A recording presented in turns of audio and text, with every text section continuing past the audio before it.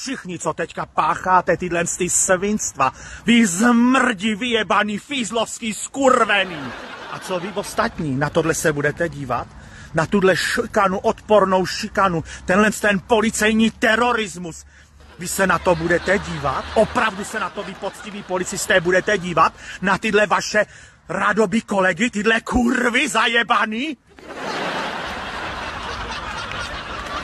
Co s tímhle chcete dělat? Co s tímhle chcete kurva dělat? Přijdou jen tak, bez vyzvání, bez ničeho, bez papíru, bez koho, bez čehokoliv, kurva a zavřou člověka? Já vám kurva říkám, prostě 16. 9.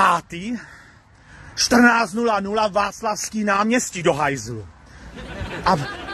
A je mi úplně u piče, jestli budete žgrindat ty vaše sračky. Každý, kdo tam nepřijde, je za mě obyčejná kurva a sráč. Je to sráč každý, kdo tam nepřijde. Protože to, co se děje v České republice, je naprosto neuvěřitelný. Naprosto neuvěřitelný. Že pokud prostě neukážeme těm zmrdům tu naši sílu a budete tady štvát proti tady těm věcem, protože Reichl má krokodýlí boty, ty vole, tak jděte do hajzlu. Jděte do hajzlu, radši se někam zahrabte, vůbec nemluvte. Chápete, že prostě jsme ve fašistickém státě? Že si tady skurvení fízlové dělají, co chcou? Že Rakušan si myslí, že si může dělat, co chce? Hovno, nemůžeš! Nemůžeš ty zmrde rakounskej si dělat, co chceš! Na to dojedeš, ty hajzle! Na to dojedete vy všichni, vy zmrdi zasraní!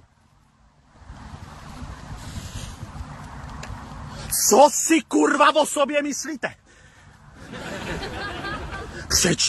Ty vole, to je prostě neuvěřitelný. To je prostě neuvěřitelný. Trest nejvyšší pro vás, vy zmrdi. Trest nejvyšší. Pro vás, vy fízlové, to stejný. Trest nejvyšší. S Rakušanem tresty nejvyšší, vy kurvy. Zasraní. Tak a to by už stačilo.